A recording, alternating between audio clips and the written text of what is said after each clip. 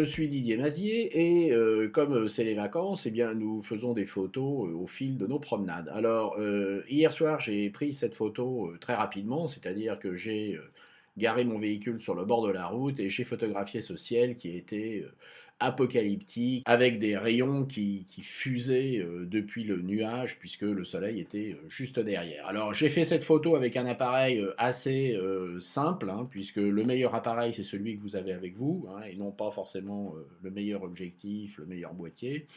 Donc vous voyez qu'ici il s'agit d'un Fuji X20. Le réglage était en automatique et donc il m'a fait simplement, tout simplement, une expo au 6 centième et il a ouvert à 6,4. Ce qui est tout à fait correct. Par contre, ben, évidemment, il y a pas mal de choses qui ne vont pas.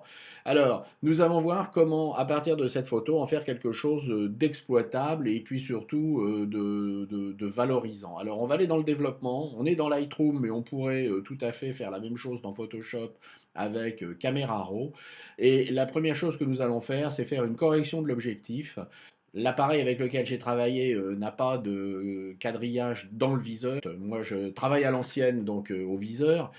Alors, il va falloir régler tout ça. Alors, le plus simple, c'est de rester sur basique, d'activer le profil de correction, de supprimer l'aberration chromatique et de cliquer sur auto. Vous voyez que c'est assez rapide et votre image est redressée.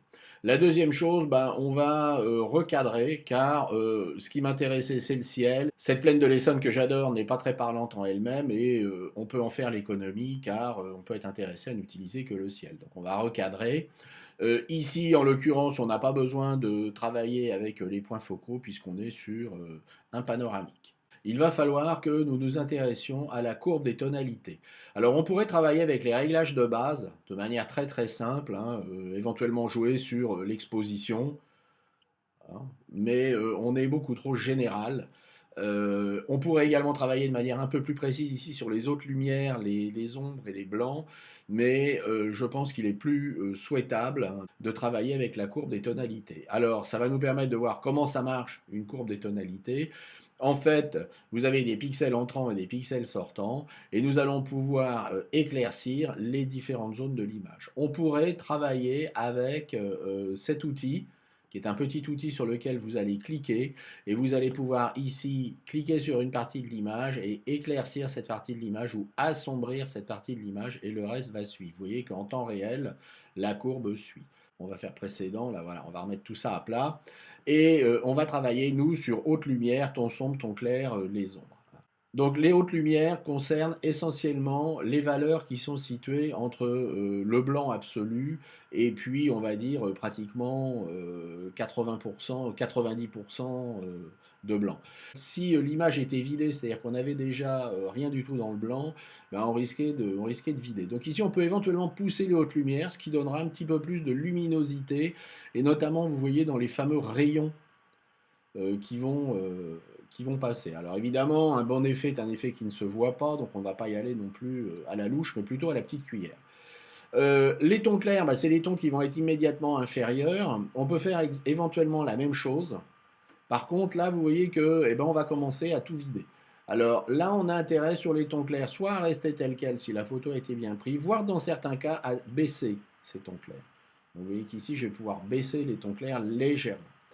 Les tons sombres, ben, on est dans les valeurs qui commencent à être des valeurs qui sont déjà assez chargées. Donc on va pouvoir également baisser. Et puis on va finir avec les ombres qui sont pas les noirs, mais on va dire presque. Donc vous voyez que ici j'ai remonté légèrement les tons clairs. J'ai obtenu un espèce de S. On pourrait pousser un petit peu plus, mais on aurait quelque chose qui serait un petit peu trop dynamique. Dernière chose que nous pouvons faire, c'est nous intéresser ici à la saturation, c'est-à-dire renforcer légèrement les couleurs, au cas où vos couleurs seraient un petit peu palichonnes, hein. Évidemment, vous voyez qu'ici, on va arriver à quelque chose d'épouvantable, mais si vous poussez légèrement la saturation, vous allez récupérer des jaunes, notamment dans le dégradé du soleil. Vous voyez ici, si on compare avant-après, qu'on a quelque chose qui est beaucoup plus spectaculaire. Alors évidemment, encore une fois, j'ai un peu forcé ici sur les effets, de manière à ce que nous puissions bien les comprendre.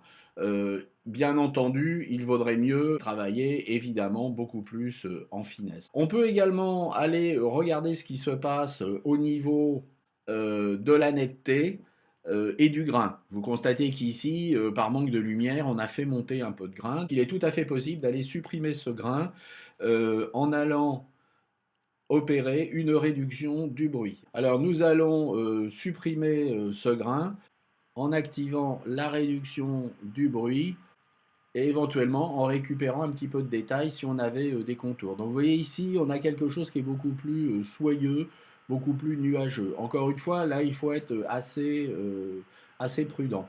On peut également aller réduire le bruit, non pas sur la couche de la luminance, mais également sur la couche de la couleur, ce qui va encore accentuer l'effet cotonneux. Alors maintenant, on va comparer nos deux images. Donc ça, c'était l'image de départ et voilà notre image de fin.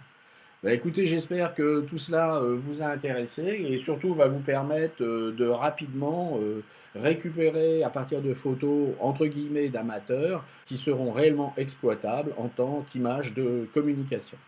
Voilà, je vous souhaite à tous du très bon photoshopping et du très bon lightrooming et vous dis à très bientôt. Au revoir.